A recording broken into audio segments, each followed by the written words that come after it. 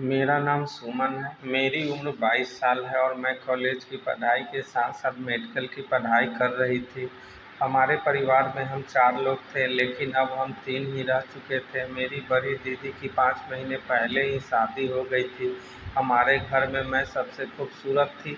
मेरी बड़ी दीदी मुझसे थोड़ी काली थी। जब भी मेरी दीदी के लिए कोई रिश्ता आता तो लोग मुझे ही पसंद करते थे, लेकिन मेरी उम्र अभी कम थी और मेरी पढ़ाई भी पूरी नहीं हुई थी, इस कारण मैं उन्हें मना कर देती थी। एक दिन मेरे जीजू हमारे घर आए और कहने लगे, तुम्हारी दीदी बहुत मोटी और काली है, इस कारण उनके साथ इतना मज़ा नहीं आता। तुम अभी कुमारी हो, तुम्हारे साथ बहुत मज़ा आएगा। लेकिन मैं जीजू को मना कर देती। मैं दीदी के पति के साथ ऐसा नहीं करना चाहती थी। एक दिन हमारे घर पे एक फंक्शन था। उस फंक्शन के लिए कपड़े की खरीदारी के लिए माँ ने मुझे जीजू के साथ कपड़े खरीदने के लिए भेज दिया। मैं जीजू के साथ जाना नहीं चाहती थी, लेकिन मैं मजबूर थी। जीजू के साथ चले गए। हमारे बहुत सारे कपड़े मुझे पसंद आए। मैं उन्हें ट्राई करने चेंजिंग रूम में चली गई। मैं कपड़े बदल रही थी कि जीजू चेंजिंग रूम में घुस आए और मुझसे जाकर चिपक गए। उस वक्त मेरे बदन पे कम कपड़े थे। मैं ज़बरदस्ती उन्हें रूम से बाहर निकाला। उन्हें बाहर निकलने में मेरी हालत ख़राब हो गई। जल्दी से शॉपिंग करके हम घर चले गए। जीजू मुझे एक ही बात मनवाना चाहते थे कि मैं उनके हाथों से अपना उद्घाटन करवा लूँ। वह कहते, सिर्फ एक बार करने में तुम्हें क्या दिक्कत है? लेकिन मैं ऐसा करना नहीं चाहती थी। मेरी एक परीक्षा भी पास आ रही थी। वह मेडिकल की परीक्षा थी, लेकिन एक परेशानी थी, वह परीक्षा हमारे कॉलेज में भी थी। और इस वक्त हमारा कॉलेज बंद था। सभी बच्चे अपने अपने घर जा चुके थे। फिर भी कॉलेज वाले एग्ज़ाम ले रहे थे। कॉलेज हमारे घर से बहुत दूर था। हमारे घर पर मुझे कॉलेज तक ले जाने वाला कोई नहीं था, तो दीदी कहने लगी, तू जीजू को साथ लेकर जा, हमारे पास गाड़ी भी है, तुम्हें जाने में कोई दिक्कत नहीं होगी। सुबह ही हम घर से निकल गए। करीब शाम 6 बजे हम कॉलेज पहुँचे, लेकिन हम कॉलेज में नहीं गए। हम एक होटल में ठहरने चले गए।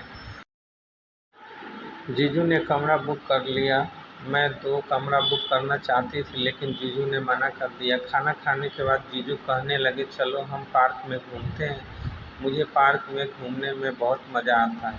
मैं जल्दी से मान गई, लेकिन जीजू मुझे पार्क की बजाय किसी जंगल में लेकर चले गए। रात के 9 बज रहे थे। जंगल बहुत ही डरावना हो चुका था। मेरे पसीने छूट गए। जीजू मुझे लेकर घने जंगल में चले गए। जीजू ने कहा, अब तुम्हें मेरी बात माननी पड़ेगी, नहीं तो मैं तुम्हें इस जंगल में अकेला छोड़कर चला जाऊंगा। मैंने पूछा, कौन सी बात? तो कहने लगे, तुम्हें मेरे साथ संबंध बनाना पड़ेगा। मैंने कहा, मैं मर जाऊंगी, लेकिन ऐसा नहीं करूंगी। तभी जीजू अचानक मुझे अंधेरे में छोड़कर छुप गए। मैं होटल जाने का रास्ता खोजने लगी। बहुत समय तक मैं रास्ता घूमती रही, लेकिन मुझे कोई रास्ता नहीं मिला। हम काफ़ी जंगल के अंदर जा चुके थे। मैं ज़ोर-ज़ोर से चिल्ला रही थी, लेकिन आसपास कोई नहीं था।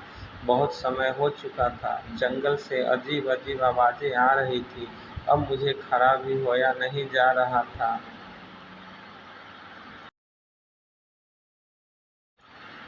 अब मेरे पास एक ही रास्ता बचा था। जीजू के साथ करने के अलावा मेरे पास कोई रास्ता नहीं था। अगर मैं उनके बात नहीं मानती तो कल का एग्ज़ाम मैं नहीं दे पाती।